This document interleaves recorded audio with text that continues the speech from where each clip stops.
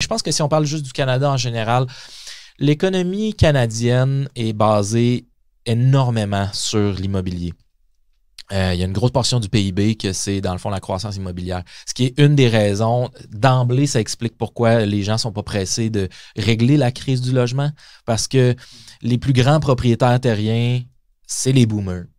C'est eux autres qui possèdent peut-être 70% de la masse monétaire qui est sous forme d'immobilier. Donc, les gens ne sont pas pressés là, de faire construire 200 000 logements sociaux pour qu'enfin ça fasse redescendre le prix. Non. Les gens ne veulent pas ça. Les propriétaires ne veulent pas ça. Puis, somme toute, une grosse partie de l'économie canadienne est basée là-dessus. Mais ce qui dit une grosse économie qui est basée sur l'immobilier dit une grosse économie qui est basée sur la dette.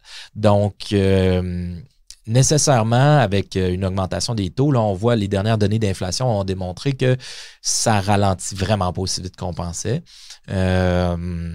Donc, il va y avoir d'autres hausses qui vont... Tu sais, dans le fond, le boom de début d'année qu'on a vu, c'était beaucoup causé par le fait qu'on pensait qu'on achevait les hausses. Qu'il en restait peut-être 2 de 0,25 %, puis que c'était fini, puis que fin 2023, ça commençait à redescendre. Là, ça a recommencé à cracher parce que finalement, on se rend compte que l'inflation ralentit pas tant que ça. Au Québec, 10,4 % sur les aliments. Okay? Puis c'est vraiment... Pour moi, l'inflation est plus élevée que ça.